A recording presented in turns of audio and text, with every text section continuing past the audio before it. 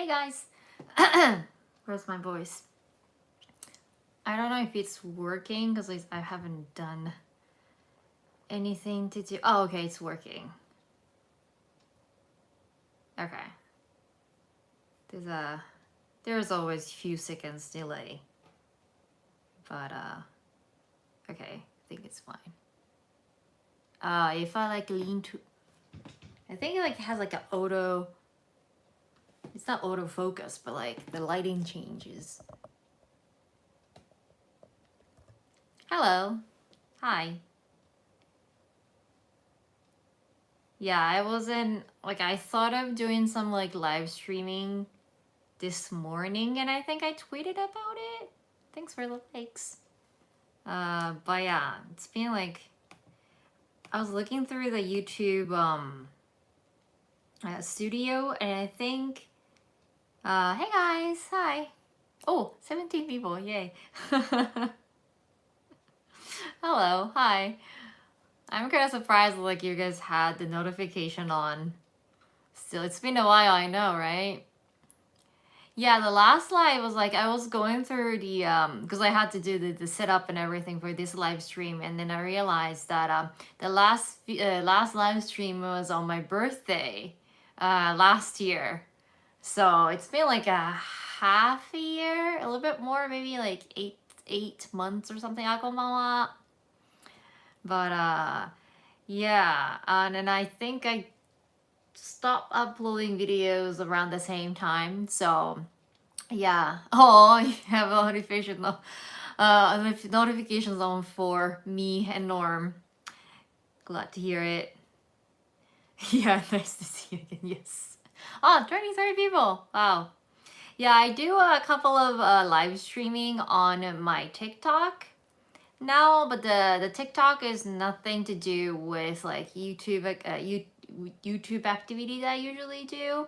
I usually casting towards Japanese people who are studying English. So there's a English exam, like a Japanese exam for you guys, like JLPT. We have a English test called Eiken. A is like a kanji for English, and Eiken is like a test, kanji for test. Hi. So yeah, so it's more like I answer some questions about how to study English, and then I explain a few like grammar and stuff like that, and then I also pull out the actual workbook, and then I solve um, English tests thingy. So nothing to excite you about, but that's over TikTok, and then I've been trying to build the followers on TikTok. So like I've been kind of focusing on there. I have a 15,000 followers on TikTok now. And then I was going to wear the TikTok t-shirt. So like you guys were like, oh, what? You have TikTok shirt? And I completely forgot. I just came back from work, and then yeah, so I just like sat down and set it up, and I was going to switch shirt, and then I forgot. So 32 people, wow, that's very surprising considering the fact that I was basically gone from YouTube forever. But yeah, if you have any questions, go ahead, because like I haven't been updating about any of my life lately.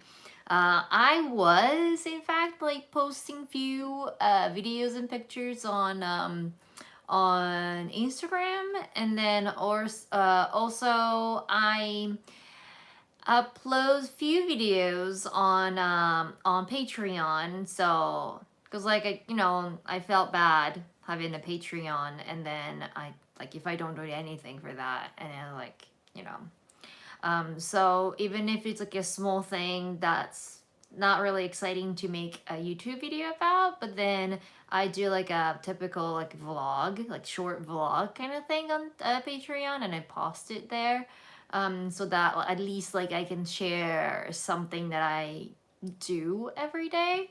But yeah, besides that, I think occasionally post a few videos, and pictures on Insta stories, and then that's pretty much it. So, but yeah, okay, I'll see some comments now.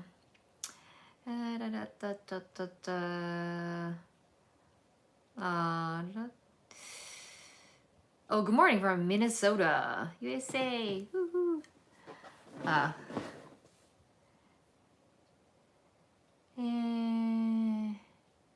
yeah, I know, like, I don't know where to start either, because, like, last live stream was, like, on my birthday last year.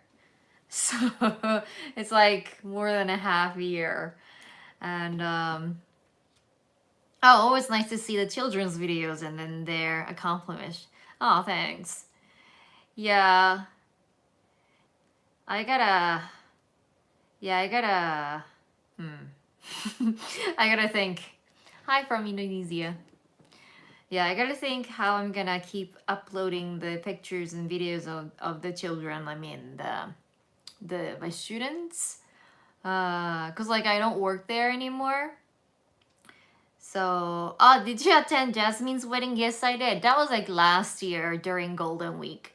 Golden Week is a rite of Japanese holidays. I don't know if you're familiar with, but that's always happened from at the end of April till the beginning of May. So literally, it's like a week. It's Golden Week. Yeah, it was like a typical wedding. And I actually saw her the other day. We had lunch. Yeah, I think Jasmine has a YouTube channel. Maybe they're doing so well that they might surpass my followers. I think they're doing like a reaction video kind of thing. Yeah, so I don't know if they're constantly uploading. It's not like, I keep saying they, but Jasmine and then some other guy who has lived in the States, but they're not married. Like, that's not her husband. Yeah, I don't know, but it was a good wedding. It's like a typical Japanese type of wedding. But like nothing like a kimono or anything. It's like a Western style, but like Japanese. Like I don't know, how can I say? Oh, the customs are like according to the Japanese traditional way, but then the clothing and everything is more like a Western. I don't know if that makes any sense. But yeah, and then Jasmine said that she's going back home to Canada almost the entire month this month. I just saw the post.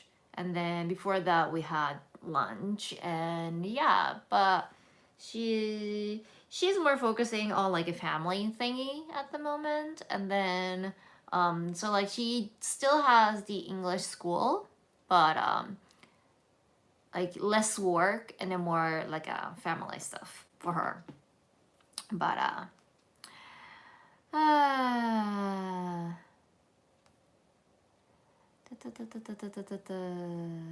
just start with what you think would be the first good thing to talk about. Yeah, probably.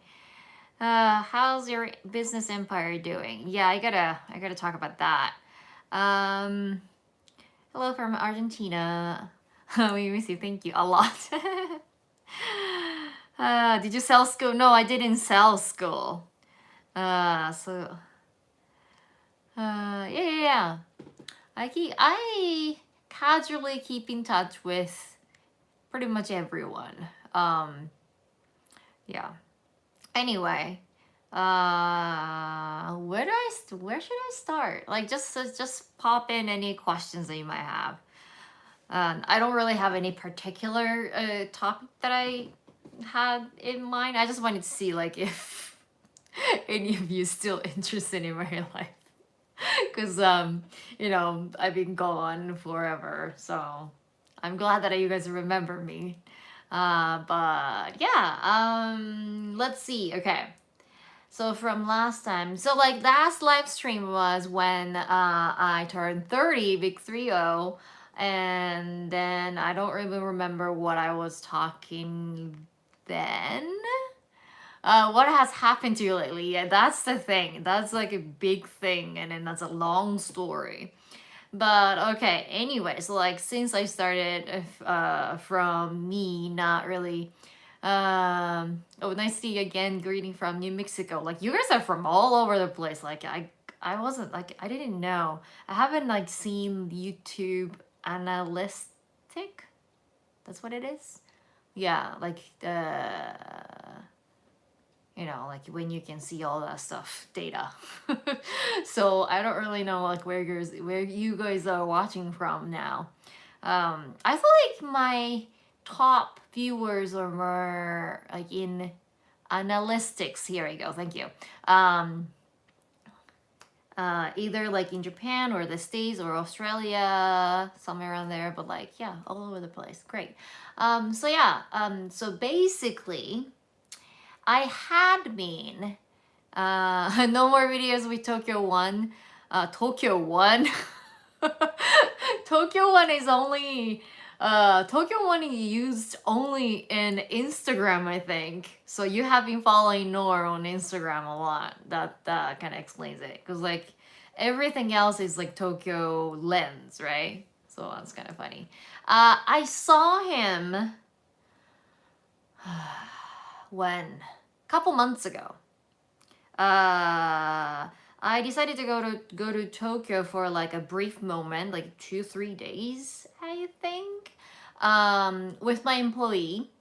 One, because he had never been to Tokyo before.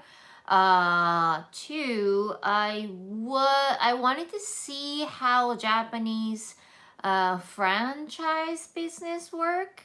And a day before I left for Tokyo, I saw a Twitter. I was actually not following, but like seeing this particular CEO of a company, one company, who used to run a cram school in Japan.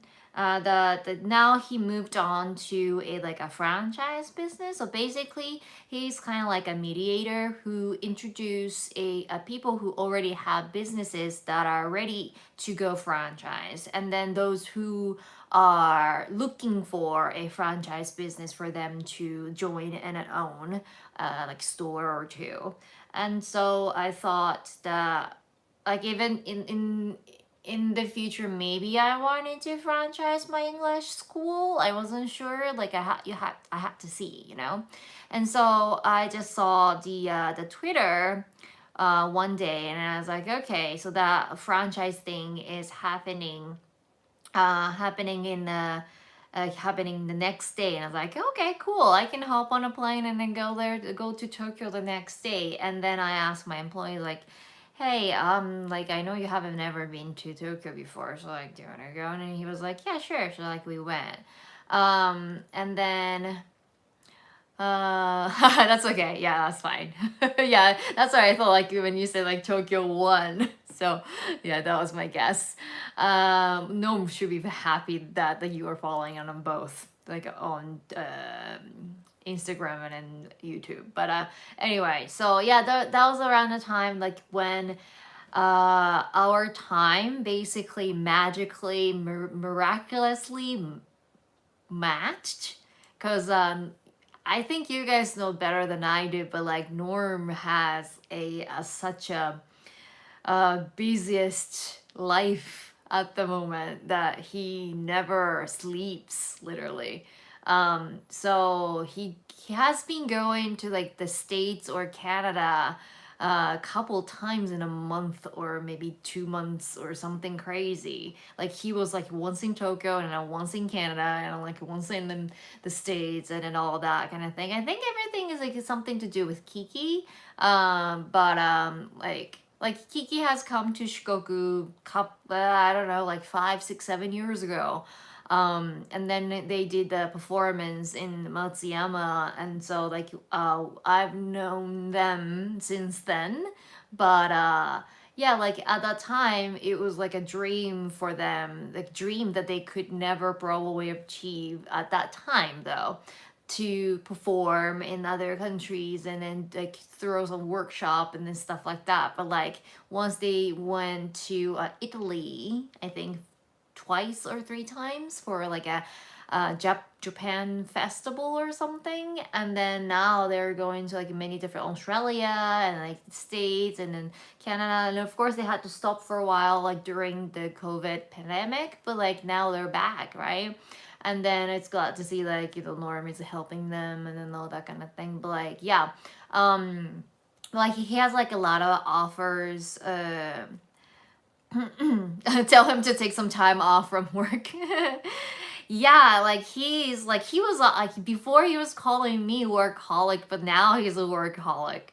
So but on contracts, like the contrast, it's kind of interesting that like I have more free time now, and so before I had to teach 5 days a week, and then the rest of the week 2 days I had to prep for that, and then I had to I was like I was making a basically the curriculum like 6-7 years worth of curriculum for the future when I'm ready to pass on my business to somebody else, so that like the business itself runs itself, and so like while like but I didn't have enough money to hire anybody, or like I was making the study materials as I go. So it's not something that I have like a package of textbooks and then like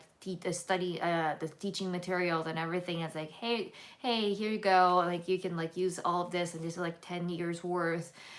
It wasn't something like that. So I had to teach, and then also I had to make things, and then yeah, like I was like nonstop, but I hired a full-time employee back in January. And that was one of the reasons why I couldn't really do any YouTube stuff, because I had to train him, and then because it was like the basically the very first legitimate like employment for me. I had a couple of part-time workers and everything, but it's a full-time worker who came all the way from the US. And so first, like after the last live stream, which was in September, I think I can't remember if I already decided on this particular employee at that time, at the time when I did the last live streaming. But around the time I was doing an array of checking everyone's resumes and setting up the interview, and so yeah, and then I think I got like a 30 to 40 applications, and then because like everyone came from everywhere, like I posted on like like a job searching website, and then also I announced it on YouTube, and then I announced it on Instagram and in Twitter and then everywhere else, and then there's other people who somehow found my the English school's website, and then they're like, okay, I'm interested in working, yada yada yada. So like I had to go through all the like 30 to 40 applicants, and then I narrowed down to like 5, I think, and then I had an interview over like Skype or whatever, and then I had to narrow it down because like some of them had like a too thick of an accent, and or like yeah, things like that. And then I decided to like everyone was like I was like also talking to the like English school owners, and then they're like it's better to hire somebody from like directly from overseas, not like hiring someone who is already in Japan. So it's like a little bit of work, because like if you are hiring someone who is already in Japan, you don't really have to help them move or find furniture, and then like, things like that. But then, so it's easy, but seems like it's not like our school is in Tokyo. It's in the rural area. I mean, it's not rural because the population is like 500,000 people, right? And then we have trams and then buses and everywhere. So it's a city, but it's outside of Tokyo or outside of Osaka. It's not, that city. So yeah, that's why like I was more focusing on, like I actually interviewed both people who were already in Matsuyama too, and already in like other cities in Japan, and also people from overseas. And I decided to hire a person who was living in overseas, like, in the States. So I had to do all the visa work, and I had to do like apartment hunting for him, and then yeah, so then after he came, I had to do the training and everything, but the training wasn't really set. And then I had to explain everything to the parents and then all that kind of thing. So yeah, and then from April we were pretty much ready. Is it in Ehime? Yeah, it's in Ehime. Yeah, Shikoku is like, yeah, Shikoku is an island, so like then it's not like we have like the Shinkansen or anything like that, so it's a little different, uh, from uh, from like having people over to the Tohoku. Like I think Tohoku is kind of similar. It's not like, city or anything, but like they have Shinkansen, and yeah, it's like still in the same island, right? Like Shikoku is a nice place. Actually, like if you live in Tokyo, like everything's very pricey, everywhere is crowded, and it's really hot. And then yeah, so like first couple of months, maybe you are very excited about everything, like you can go for many sightseeing and stuff. But yeah, like for sightseeing, like you can do on your vacation. But to live, like you need like a personal space. And then like Tokyo's, I think like you have seen Norm's videos about tiny apartments, and I know like he's looking for like extreme apartments, but then normally Tokyo apartments like is super tiny, but then very expensive. But like here, like it's roomy, less expensive. Yeah, so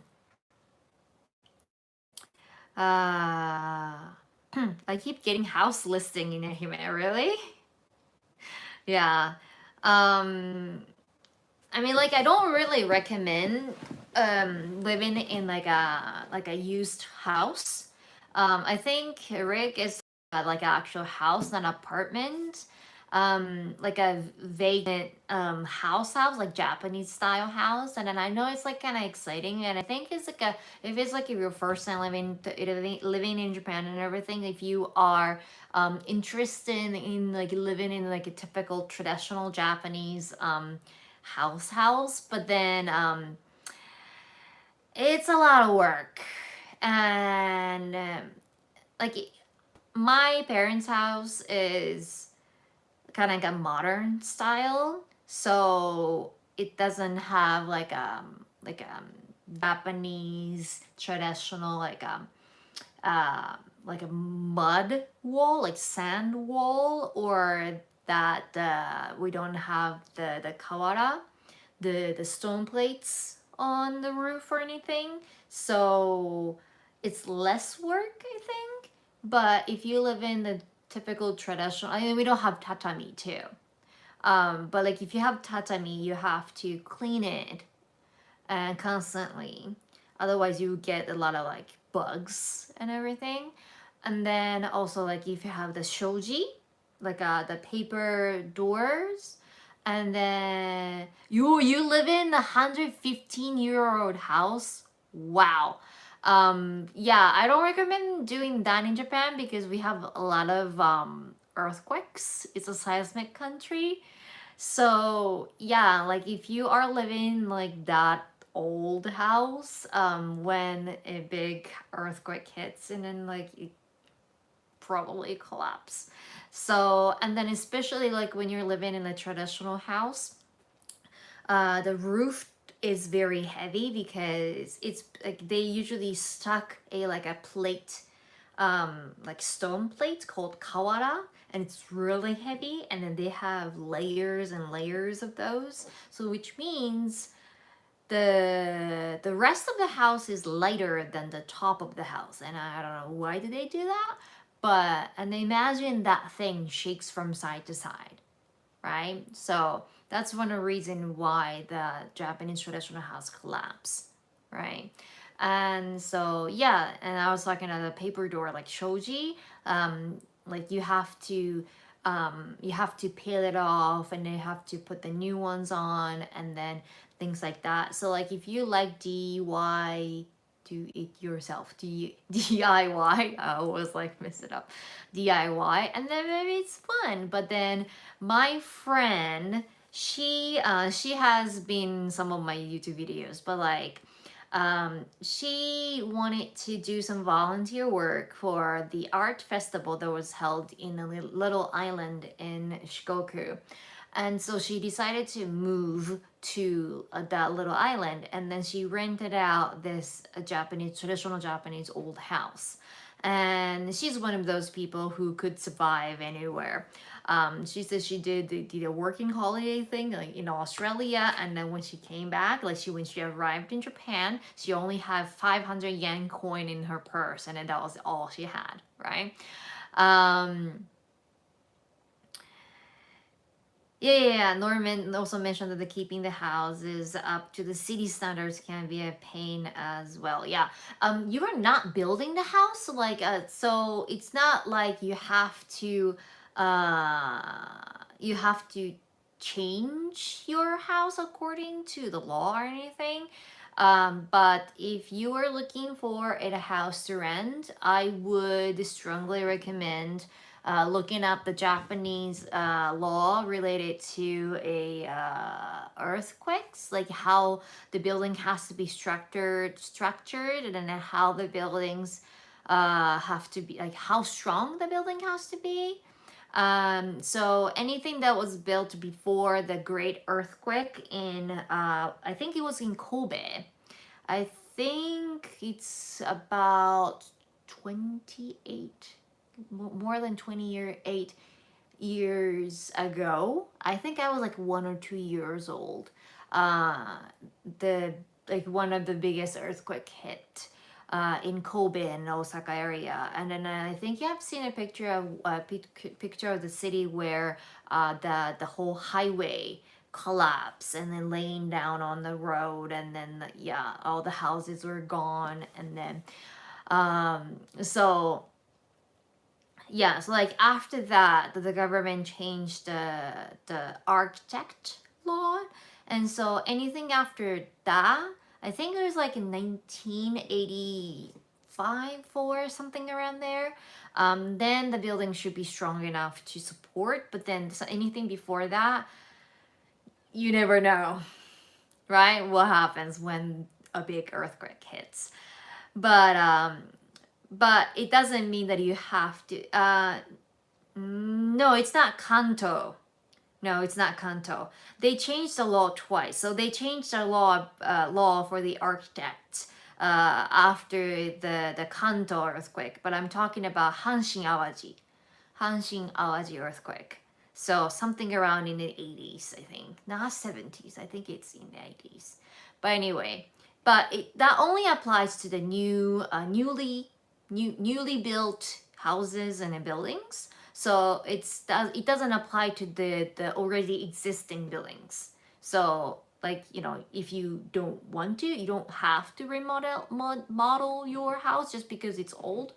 But it's not like owning a car in Japan. If you have a car in Japan, then once in 2 years you have to have your car checked professionally, and it costs for just to check, not to exchange any parts or anything like that, just to check.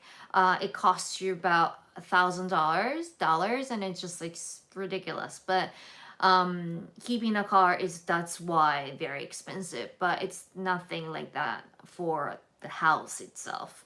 Of course, like you have to like maintain the house. So if you have a big house, you have to pay a lot of fee to repaint and then things like that, and then that's something that we don't do it ourselves. So oh, share house, yeah, I think we do have share house. Share house is not really common in Ehime, at least because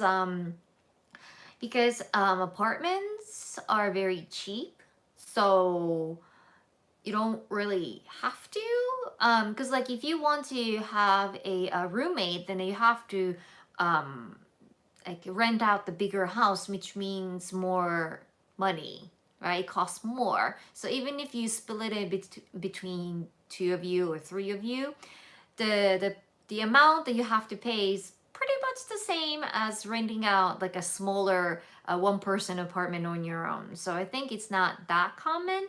But the friend of mine that I mentioned earlier, that who only had like 500 yen coin in her purse when she came back from Australia, that friend, she's like, she goes everywhere. So like the one time, like she doesn't live in Matsuyama, but she had job in Matsuyama for a couple of days a week. So and then she have friends also. So she once lived in Matsuyama, sharing a house, and then sharing a room with her friends. But that's the only person I know in here that who did the share house thing.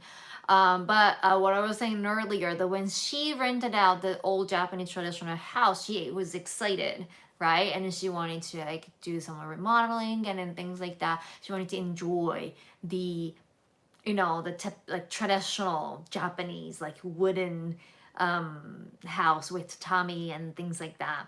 But the most annoying thing was that they have the centipedes. Is that right? The bugs, the poisonous bug centipedes, right? No, is that right? Somebody help. The ones that has like a really long ones and have like lots of red legs.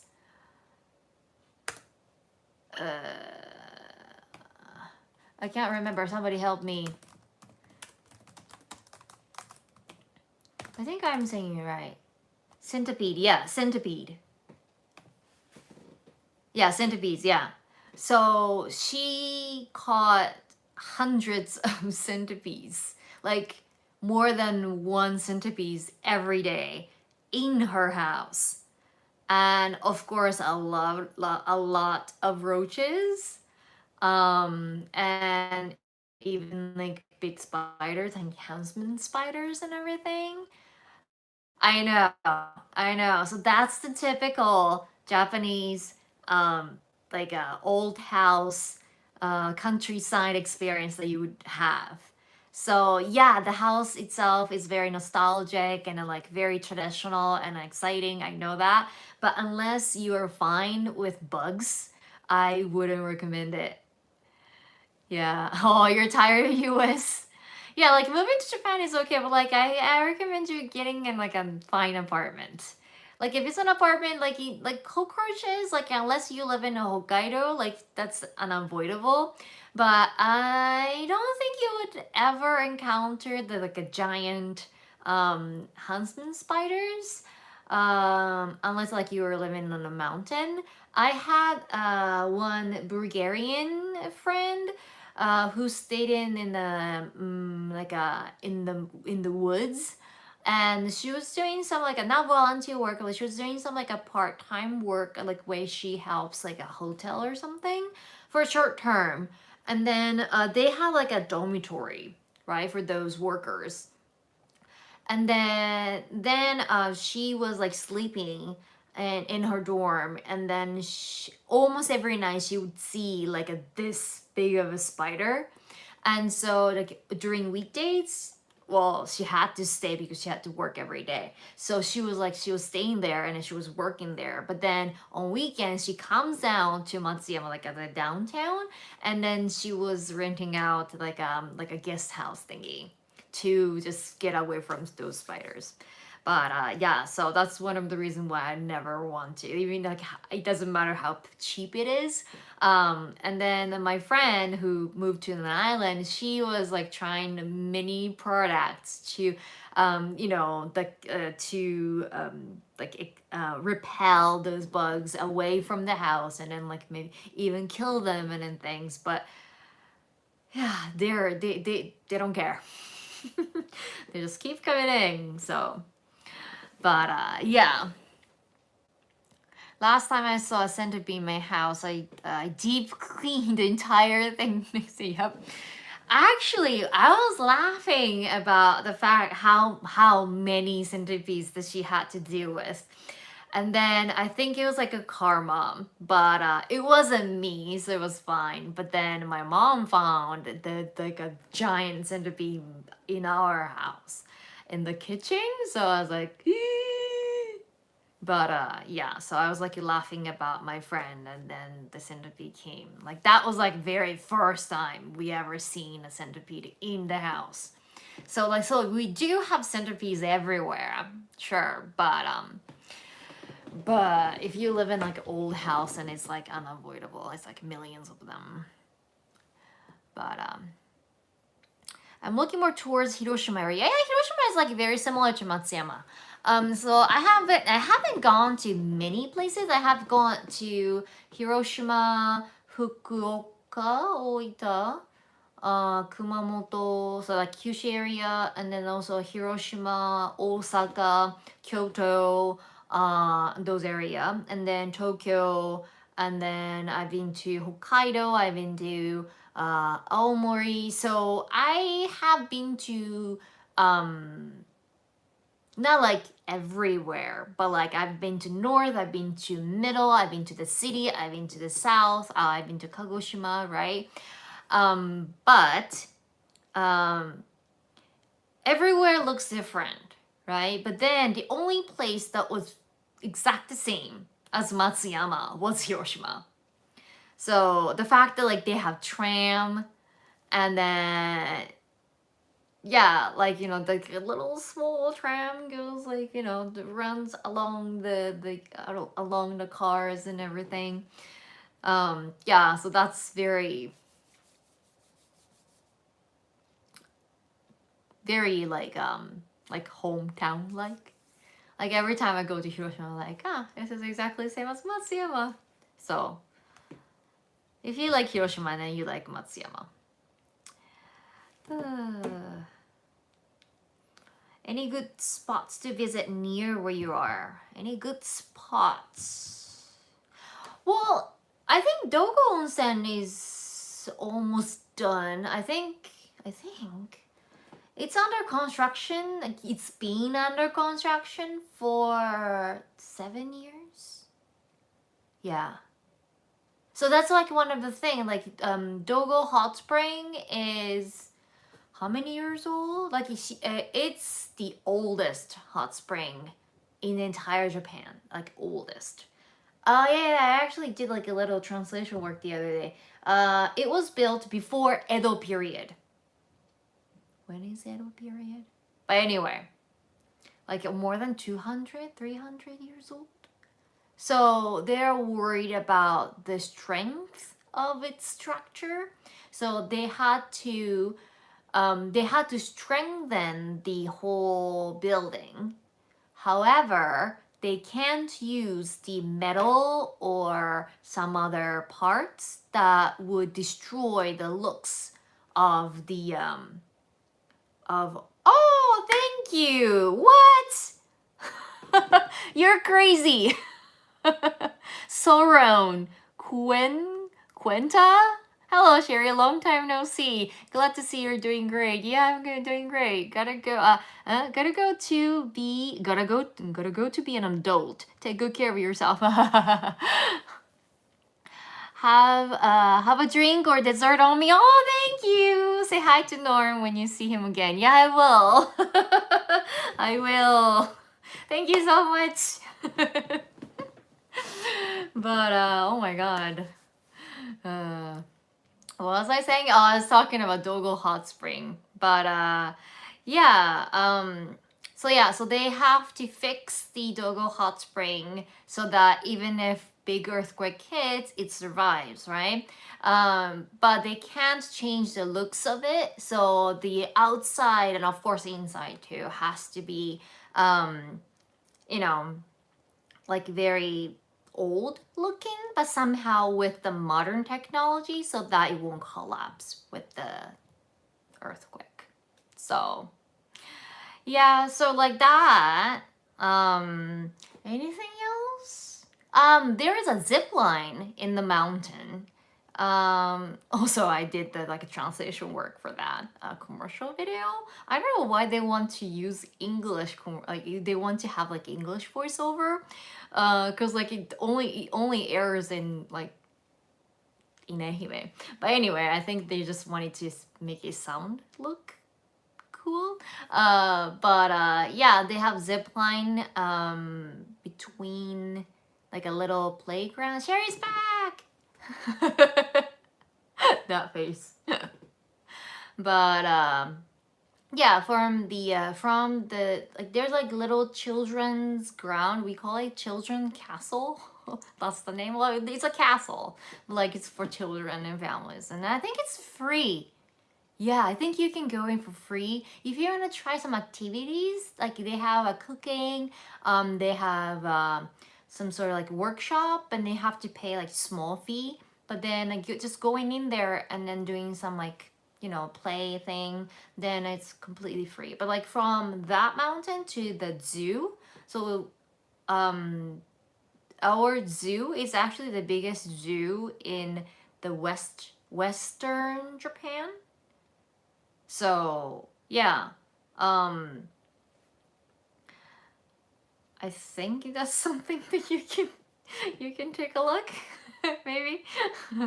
So yeah, something like that. Looking forward to your next video. Yeah, yeah. I actually had a DM from a person who owns a like a guest house in Kyoto, and I normally don't accept anything for free. So like I don't get paid to make a video, and all they do is to book a flight for me, and then things like give me the place to stay and things like that. I don't normally do that. But then it's been a while. I haven't traveled because of the COVID thing, and so I thought that maybe I can do that. And then he stopped texting me, so I'm like, okay. Yeah, so I thought like I can make like a short not Tokyo, Kyoto trip video, but maybe not. What do you want to see? What do you want to see? Like my most viewed video, it's somehow business. It's not somehow because I always talk about business related, like how to come to Japan or like how to get a visa and things like that. So thank you. Click on the like button. Go go go go. So yeah, it's like I can do travel videos here and there, but like I feel like what you guys are looking for is like a more like a business related or like yeah, travel vlogs are always good. Yeah, always good. But like I want that to be something kind of special, and then something that I can actually enjoy, because like when I'm going somewhere, like I want to enjoy it, right? Otherwise, like I have to be like norm, like I have to like do some research. Like it's crazy though, because like everywhere is covered by someone, right? So you have to go, you have to find somewhere that's no like that, like you have to find somewhere that not so many people know about, and then you have to make a video in a way that no one has ever done it. And yeah, it's just like it's a lot of work. So it's not like I don't want to do a lot of work, but like when I go somewhere, I actually want to enjoy it. I want to go somewhere that I want to do. So like my idea is that I would start talking about business a little bit more, because right now I don't teach anymore. I don't. So I pass it on to my employee completely at the moment. And so I'm pretty much working from home every day. And so right now, I still have a little bit of thing that I have to do for my English school so that I can scale the business. So right now, so like my business is like as simple as this. So you would get like 2 weeks of training, and then as long as you can speak English fluently, you can handle it. You don't need any knowledge in Japanese. You don't even need to take JLPT, none. Uh, Actually, if I catch you speaking Japanese to the students, I get mad. So that level of like that level of no Japanese. Okay. Um, but basically you will be the head teacher of one school. So that's very rare, I think. So of course, like I'll be very judgy about how, like which person to hire and everything, because you are going to be in charge of one school. So you can't be like you can't be lazy, you can't be, um you have to show up on time, and you have to be, you know, um, you have to be your own boss kind of thing. But I think, like, how can I say? Like, I think not so many people need a boss every day, to, um, like, supervise you the whole time what you're doing. So, of course, like, for the time that, like, you're going through the training, yeah, I'll be on to you. But after that, like, as long as, like, you're following like, the instructions and everything, you're golden. So, you will get your own school kind of deal. But, yeah, so that's what it is. So, like, I'm still working on, like, making videos. What I'm doing at the moment is that I have to make videos for every single class, every single week, so that the students, even if they couldn't make it to school, or if they didn't understand what they learned in class, they can go home and then watch the video that I made, and so that everyone is on the same page, and then they can do homework and whatnot. So in order to do so, think about it. Little math time. I have 7 classes altogether, and then I have to make a video per class, which means 7 videos per week. And then I have 45 weeks in a year, so times 45. Crazy amount, huh? So that's something that I had to do. So it's not like I haven't been making videos. I was making videos, but then that's like, for different people, not you guys, but my students. But I can use that same footage over and over. So as long as I push through this year, I don't have to make the same video again, ever. So that's what I'm kind of hoping. And yeah, but like, so that's what I meant by I still have a little bit of like work, but my schedule is more flexible, because as long as like I'm keeping track of how far ahead my videos are for the students, and I can go out, if I want to. So it's kind of funny when, Norm was like had more freedom. I was like super, my schedule was kind of like fixed, and I can't really do anything. But then now, like, Norm doesn't have any days off, and then I was like, I can actually go anywhere. I was like, basically, I just need my laptop, right? As long as I have my laptop, I can make videos anywhere. It's not like I'm shooting myself or anything. But yeah, And then the other thing is like I'm trying to like make it like online school.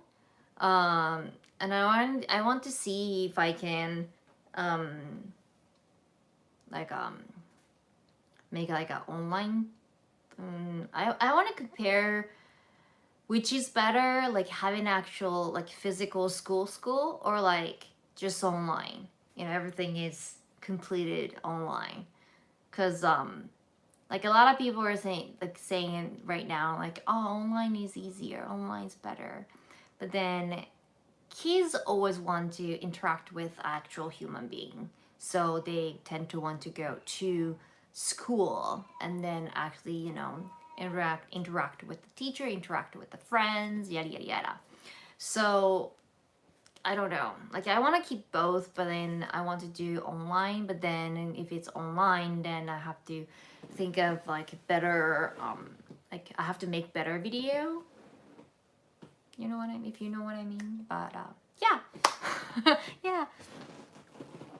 So like for YouTube video wise, I was more leaning towards maybe like how to work in Japan, like which visa to get, what you have to do, like how to pass JLPT, things like that. Do you have any advice for starting a business in Japan as a startup? It's really difficult. I'm pretty sure like you have seen my how to start a business in Japan as a foreigner video, because that's the #1 like most viewed video. You can rewatch that. Nothing hasn't really changed since then, so it's kind of bummer. I think it was something like that you have to have at least 5 million yen in your bank account. And then you have to have a Japanese partner because you cannot open a bank account. Of course, you have to have an office. And then, yeah, so I would say if you really want to start a business in Japan, I would say, what would I say? I would say either like come to Japan as a student, and then maybe start from like what is it? Start as a part-time worker, so that you can kind of see how Japanese society works, because it's very different how things work in Japan. So if you can hack it as a worker in Japan, you probably can't as a business owner either. So or if you absolutely want to start business from the beginning, not like start from like part-time job or anything like that, then I think like this is kind of thing that I want to like lay out before I speak, and then I want to have like a script maybe, and I want to make it very like simple and clear, because it's too confusing though. I heard a rumor that the Japanese government start issuing like a startup visa, not like a investor visa. Right now they only have investor visa. So in order to get the investor visa, that's the basic thing that you have to go through. That you have to have a lot of money, you have to have a Japanese person who you can trust with that much money, because like you have to transfer that money to the Japanese person's bank account. So you gotta hope to God that the person doesn't run away with your money. And you have to have the office, things like that. But as a startup, I think it was like given to the people who graduate from Japanese college. It's like a 1-year thing that they can stay, and then they can start their own business if they want to. So, or I would say that you would, I think there's like a thing, visa called startup visa. It's easier to get compared to investor visa, but the city is very, how can I say it, limited. There are only a few cities who can issue that visa. But I don't know if this is good or bad, but those cities give you that visa because they want to say something about your business. So they would support you, and then they would help you to get connected with locals or the local companies or customers or whatever. But I don't know if that's good or bad. So if it's good, then you can connect with locals, and then your business can take off. But then if it's bad, then the city would say something that you don't want to do. Like, as long as you guys are working, like walking towards the same thing, then maybe that's fine. But once you want to go this way and then the city wants to go this way, then maybe they would say something like, oh, but we are issuing your visa and we can take it away if we don't like it, right? So there might be that kind of risk. So yeah, but that's probably the only choice. But and yes, I am alive. Oh, we are still, wait, what? We're still alive? Yeah, I'm almost done though. It's been an hour, so I'm getting a little tired. But yeah, so woohoo. Oh, 34 people. It was like the viewership was going down, so like, oh, maybe it's time. But yeah, like it did, like when I did TikTok, depending on the time, but I usually have how many? Like 500 people watching, I think 500. Yeah, 600 people. So when the number goes like lower than like 100, I was like, okay, it's time to go. And I usually leave, but because it's TikTok, right? Oh, thank you. Yeah. So I don't know. I guess it's a little different from before. What did I what did I miss? You should watch the archive.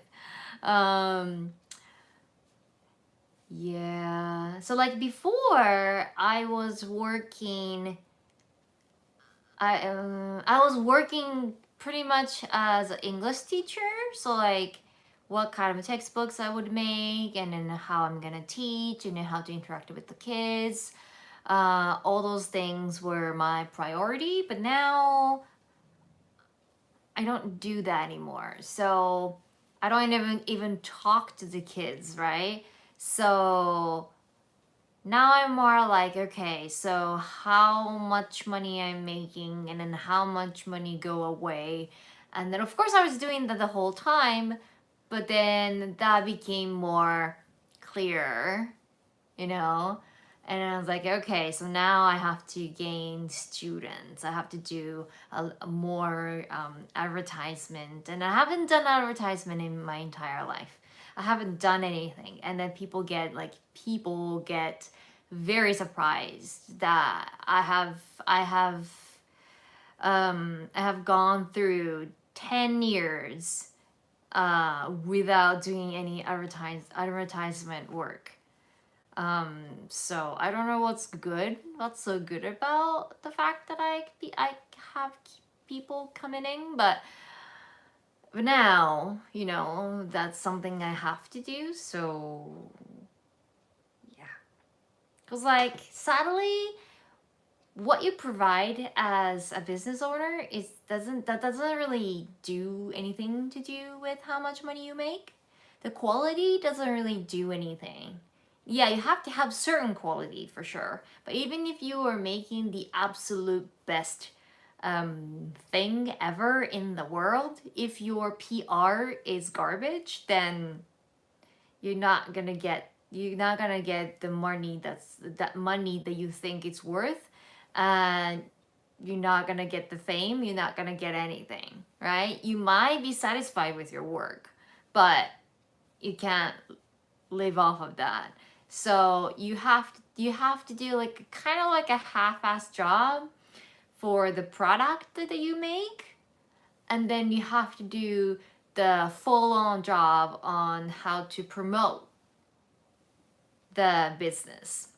So that's kind of the sad part of it, because you will probably see similar products that the people like that you were selling and the other people, and then you know that your product is so good, like better than the other people, but yet those people are making more money than you because they are just like they are just because they are a little bit good at promoting about their business than you.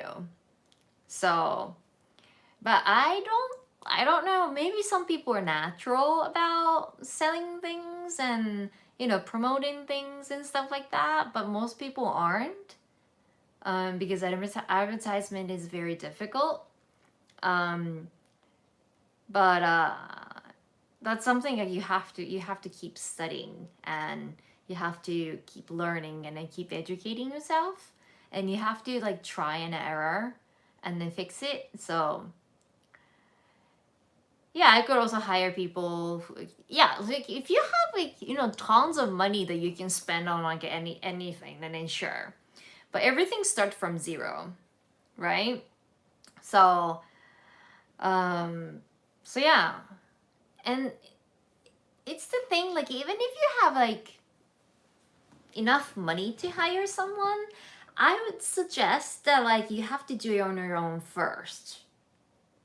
The reason is because if you haven't done any work, like actual work, let's say for me teaching English, right?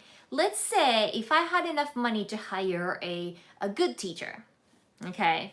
It doesn't matter if it's Japanese, like bilingual Japanese teacher, or the native English speaker, it doesn't matter. And then I observe their class, and then if the students kept quitting or something, or like the new people won't join, there is clearly some problem there. But if you haven't taught English in your life, and then you can't really say anything about it because you don't know. Same thing about like getting customers, right? You go to door to door. I don't know if people ever do door to door business lately. Like if you go around like each houses or apartments, and then you knock on door, and then you do sales, right? And then you come back. You work for like 8 hours today, and then you come back to the office, and then you share the result to your boss. If the boss or CEO or whoever, if the boss has never done the same sales that you are doing right now, and then if the boss is like, oh, like you are doing shitty job because you only got 2 customers today, and you should be getting 5 customers per day, would you trust that person? And then but like even you ask for advice, like you ask like how he did it, and he's like, oh, I never done sales before, right? So you never know like what's true and what's not true unless you experience it. So I would rather do everything on my own, even if I had enough money to hire a third person, fourth person to do just like one advertisement, right? So yeah, anyway, so that's this is kind of thing that I want to talk about, because like yeah, there are lucky people who are born in those like families who already own businesses or who has fortune, right? So they have family money. So like after they graduate from school, they had choice either just like work like a regular um like an office worker, right? Or they could use the family fortune and then start something new, like start business. But not so many people are like that. Like most of the people who starts business start from zero. So they usually gather money from either from the parents, just a little money like loan, right? Family loan, or like go to like grandparents. Or you just don't have anyone who would give you money, who you lend you money, like me. I never gotten anyone who are kind enough to say, hey, like, hey Sherry, if you want to do this, I trust you. We are family. Here you go. I chip in. No one chipped in. Right? But then if you don't have enough savings, and then even if you go to the bank won't give you money. And it's not like I tried it, because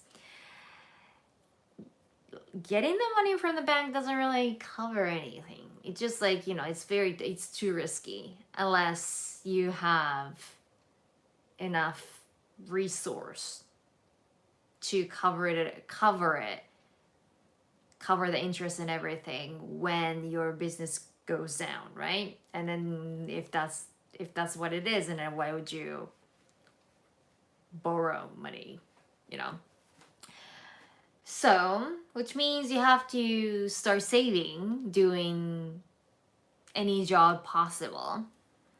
You do 2 jobs, 3 jobs, and then you work day and night, and you would live like you would live like you never, like, I don't know, like you would never, you can never afford things like luxurious thing that your friends can afford.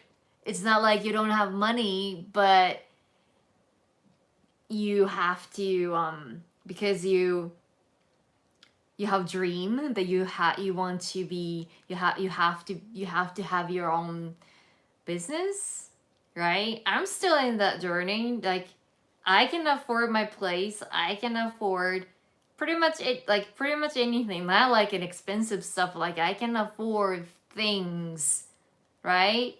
But I would probably paying a lot less money on food, right? And then obviously rent. So that's something I have to sacrifice. The things that I wear.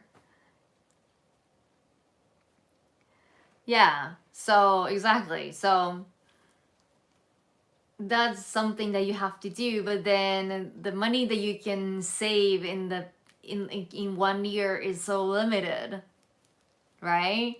And so then you have to use that money, and you have to bet yourself that like you can make not like fortune, but like you can make more money than you have now by doing that business. No guarantee, no takebacks. So yeah, so it's a big gamble, right? So like you can educate yourself and then you can lower the risk and everything, but there's no absolute. And when you're doing your business, there's no one else to like blame. You have to blame yourself when you fail, right? You can't say like, oh, somebody made me do so. No, nobody did, right? So you have to take responsibility on your action and at every turn that you take. And if you think that starting your business is the biggest step, it's not. It's the smallest step, right? And the journey never ends, When you grow, when you have employee, when you have multiple offices, and then the bigger worry that you would have. And the first, when you're doing everything on your own, yeah, you're busy. you have sleep deprived and everything, and you worry about the money and all that kind of thing. You worry about the customer, but guess what? When you have an employee, you have to worry about the employee, and everyone's got something to say. So you have to talk to the customer. The customer is not always happy, right? And then you have the employee's not always happy, right? They have happy moments, but not always, right? But you can't say like you are only one person, but there are many others.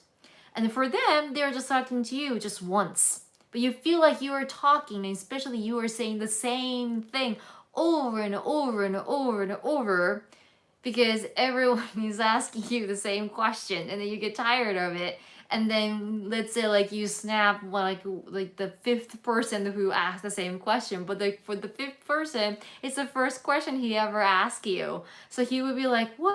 Why are you so snappy?" Because like, I just asked you a simple question, and then they never understand what you were thinking, right? And then you have to pretend everything's okay, because who wants to follow the gloomy, negative CEO, you know?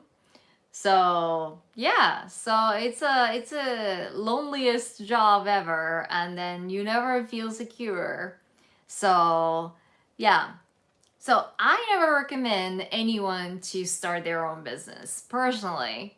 Because I don't know about the other countries, but like as long as in Japan, when you're working for a company, then your dental and health insurance is covered. You only need to pay 30% of whatever the cost that you have to pay at the clinic, right? So you don't really have to worry about that. And then your pension is secured. And then it's not like you have to hire the tax attorney to do your tax return. The company would take care of it. So yeah, like as long as like even if you don't like that, you are not a big fan of the work that you were doing, doesn't really, yeah, like sure, not so many people love their work. Okay, so not so many people are like living to work. That's rare. A lot of people are working to live, and you just need to swallow the part, and then everything will be taken care of, right? So that's a really nice, comfortable safety blanket to have, especially in Japan. And then like you never get fired if you're a full-time worker. Firing people is very difficult in Japan unless the employee is like a criminal or something. If they commit a crime, then sure you can like fire that person, but like unless that, you can't. You literally can't. So write a book.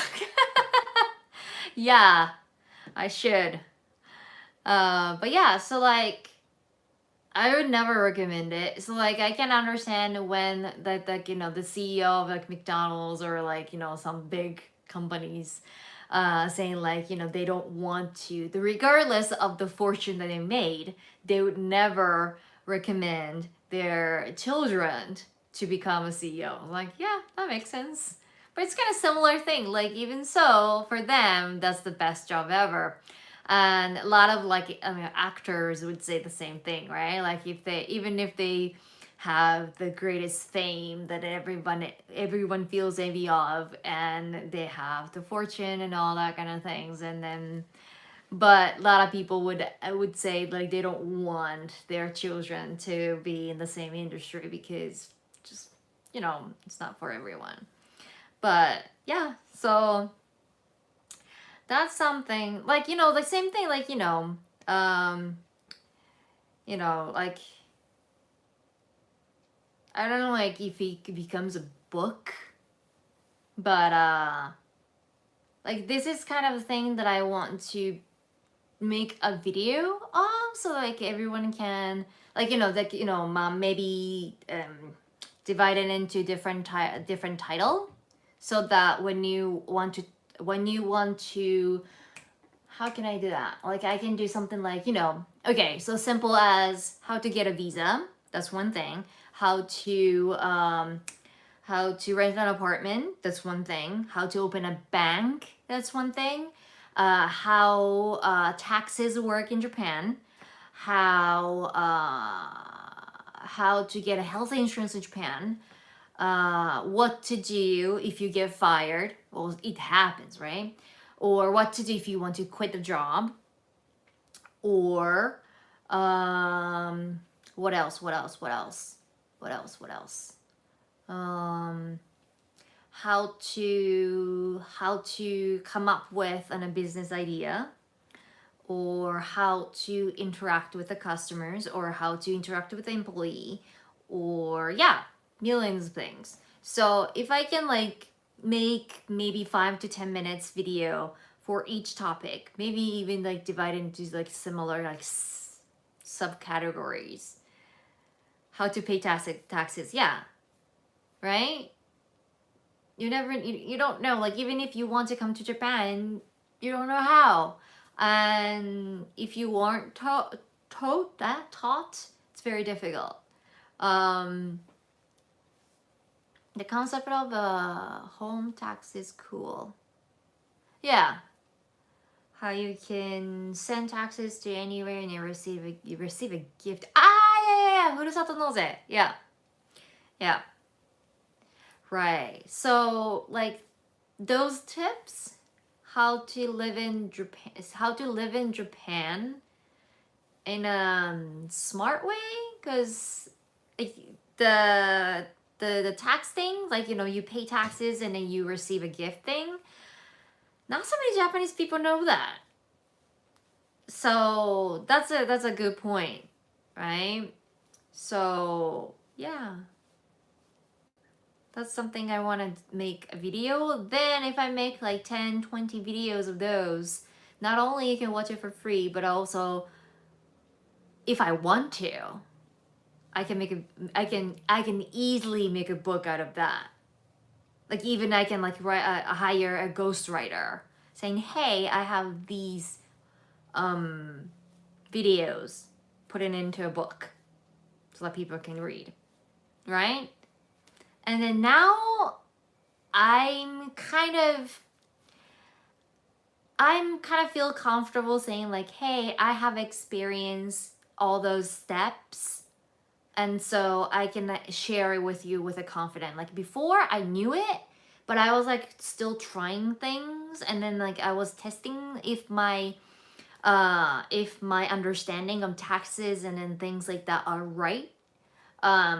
So I didn't want to make a video because like I don't want to tell you something, like I don't want to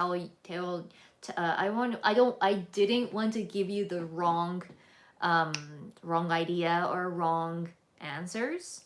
But now I'm pretty comfortable talking about it. So yeah, but like the background, that's something. Like things like this, like I can do it anywhere. But now I'm out of that English school. It's not like I can use the English school classroom, that's not mine anymore. And I just don't have the background. So I gotta think of that. Like if I have like a very nice looking place, then I can do that. It would be really cool if you could do case studies for each to walk a foreign friend through steps, getting a visa, etc. Yeah, getting I probably won't do that because most of the places, government places, wouldn't allow me to bring a camera in anyway. So, but like for the visa and like other things, I was thinking that I can put together like a list, like I can make like a steps, and then for each step, if you need to fill out the form, let's say, and then I have like a link, and then so that I can you guys can just click on a link and then you can download stuff that you need, right? And then you can fill out the form and everything. So yeah. Yeah, show the forms. Like, yeah, I can show the form, it's fine. But the forms might change. Forms might change, so I can like it's better if I just put the link in it, you know. Yeah, Japanese forms can be scary. That's very true. That's very true. Yeah, even if they have the English translation, but the English translation is so off. Yeah, that's very true. But yeah. Hello, hello. Happy Tuesday from Sacramento. Sacramento. I've never been to California. Like I I think I spent the night in California. I took a flight from Los Angeles, but that's it. That's pretty much it. But okay. All right. So it's been a while. So yeah, that's my plan. So that's something that I wanted to share with you guys, like where I'm at, the fact that I'm alive, and what to do next. You know. All right. So I will see you next time then. I'll try to make a video. Like I probably like trying to come up with the strategy that I can walk walk around with the business thing. Like not just the business thing, but like how to live in Japan thing. Yeah. So, okie dokie. All right. Yeah. Have a good night. Have a good night. Bye. Bye. Bye bye.